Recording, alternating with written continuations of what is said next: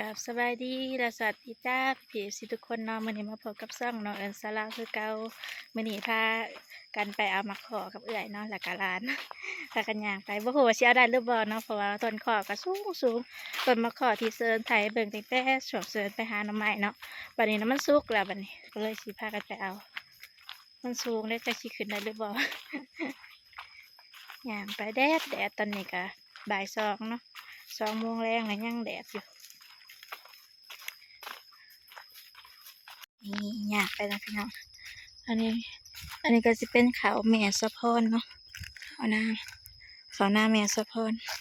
มันกำลังซื่นตะกี้นะมันเหี่ยวมันแดดจนแดงแนมไปกำลังซื่นฝนลินมา2-3 มื้อฝนกับสิตกแห้งกับบ่ตกลินเอาหายกับคนลินเหล่ามันย่างไปเอามาขอมากินสมเดี๋ยวเป็นมาแต่ไทยเพิ่นก็อยากกินสมมะขอโอ้ถ้าว่าวันที่2พาวันที่5ฝนสิตกเป็นแฮงกะแดดเมื่อวานนี้โลกาผัดบ่ได้แดดปานใดครึ้มฝนแล้วก็ตกน้ำอีกโลกาวานยอดขี้เหล็กก็อยากบ่แกงขี้เหล็กแม่นี่ ขี้เหล็กปลาขี้เหล็กนามันโป่งยอดใครอยากได้มาเอาเด้อพี่กัดอยู่นาแม่สะพอนต้มใส่นางงัวนางควายเอียงให้เบิ่งเฮ็ดเพาะสิมีบ่กัดสบายดีอย่าคืออันคนอิสลามนี่หลานก็ได้ใส่หมวกน้ำแดด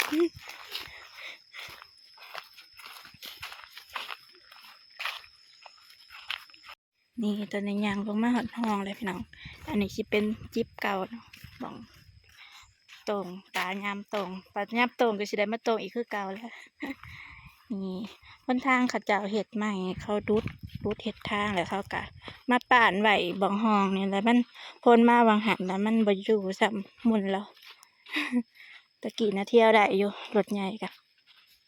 เดี๋ยวนี้ไปได้แต่รถจักรกับรถไทยหมุน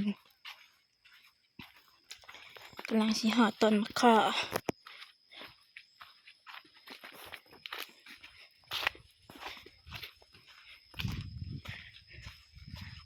ตะกี้นะรถนะเที่ยวมาทางนี้เนาะวันนี้เขาเจ้ารถทางใหม่แล้วเขาไกลขวางไปทางนั้นบัดนี้ตะกี้นะรถจักรรถไทยก็เที่ยวพี่แหละหวยห้อง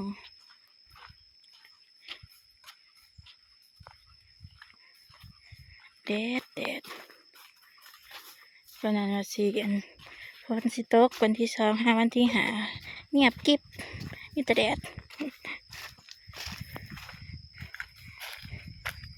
นี่มาหอดแล้วต้นมะขอเขาจะมาเอากระดูบางเนี่ยนะเขาหานเอากองจงเพ่งอยู่งากันนะเพราะว่ามันบ่แม่นของไผเนาะของหมูป่าเพื่อได้อยากกันมาเอาบ่มีเจ้าของ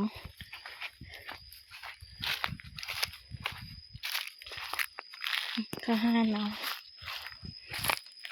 แต่งาเลย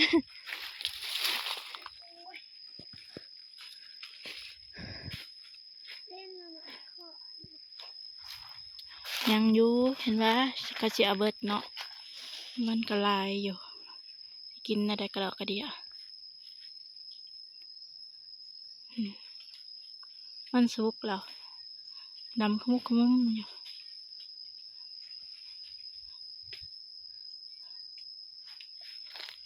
ต้นใหญ่ต้นมะขอหลายปีเลยขึ้นไหมเกิดขึ้นไหม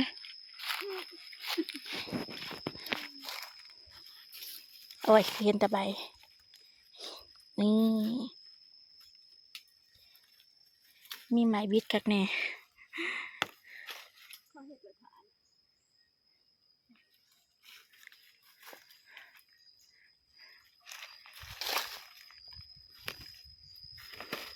เห็นบอกกับปิดเอาแต่หมายังอยู่ใช่ไหม เสียดาย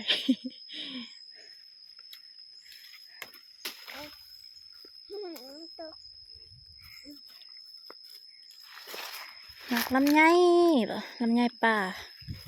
โอ้ยเหี่ยจำตกโปะป้าตันเป็นบิดเอา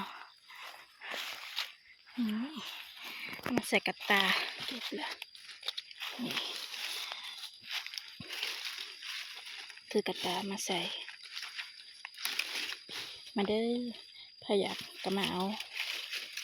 เอง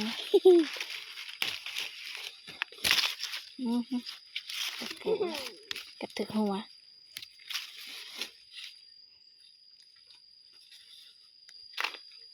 เป็นอันลงเถื่อก่อนเนาะPPFCเหม็นเข้ามาว่าหมากแบบนี้แหละมันสีแซ่บค่ะวะคันมาเกี่ยงได้กับบ่แซ่บค่ะหมากระตูดกระตีดนั่นนี่นะแซ่บเวลาซุกนะแห้งกะวานค่ะวะกระแมนควรPPFCเลย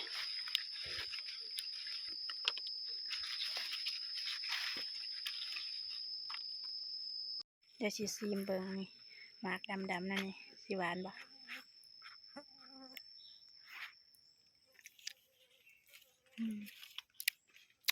หวานสมๆแต่ไปทั้งสมไรกว่า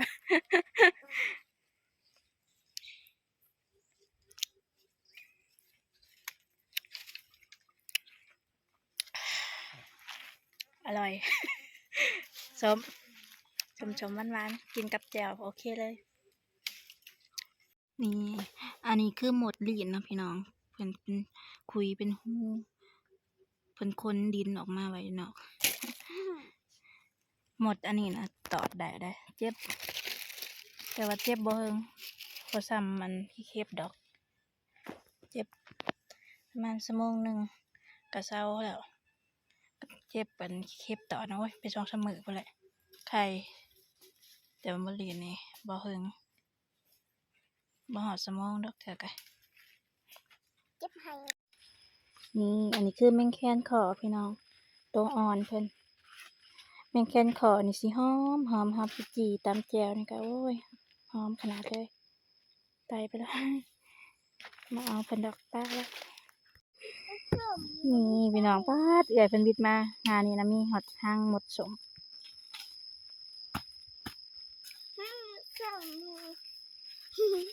มีไข่อยู่เลยมันเป็นนางละไข่ดิบ อยากเบิ่งนั่งไข่ วิมาขอก็ได้ลายเติบแล้วพี่น้องสิเต็มกระตาเลย ไปทั้งหมด หมดสมป้าดรู้สึกว่าผัวนี่นะหมากใหญ่เนาะตะกี้นำพระที่ผ่านมานะคือหมากบ่ใหญ่ปานใดนี่เด้อสีใหญ่ๆในหมากสุดนี่เอาแบบว่าลีกเอาบ่ได้เอาเบิดใบลีกเอาเป็นผัว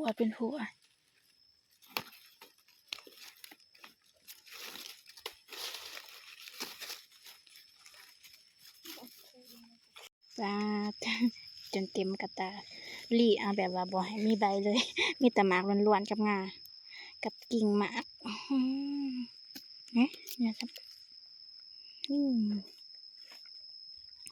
ลูกโตหมากน้อยหมากใหญ่ปะปนกันไปเนาะ บุตรถมมันใจหัว เมื่อปะนี่ได้เต็มกระตาแล้วก็มือแล้วพี่น้องมันนี่ง่ายห่อน ห่อนอย่างเมื่อไรปะนี่เมื่อหาก้อยแจ่วกินป้านางเกิดเป็นมาหอดเพิ่นเมื่อยเพิ่นหิวน้ำ หิวน้ำแห้งบ่เกิดอ๋อตายอยู่บ่เขายังลายอยู่มาหอดแล้วอีแม่เราก้อยกันแจ่วถาอยู่ แจ่วกัดแจ่วข้าวโพดใส่น้ำปลามันแจ่วผง มาเด้อมาเด้อกินส้ม ยังไม่ได้อีกไหมมันบลายครับ กินส้มมะขอ มาเดินน้ำปลาใส่ปุ๊บเอาไปแล้ว ก๋วยเตี๋ยวไหมเนาะ มี แม่ ไป เรา น้ำขอไปน้ กินไปน้ำก็ไปน้ำแซ่บแซ่บแซ่ ำ บ ลายๆแล้วก็ลอยสิถวยพอดี สดบ่ แล้วในน้ำปลาอะไร มันสิเค็ม หืม ต้องใส่เลย พอแล้วบ่ ใส่ทั้งหมดแล้วเดี๋ยว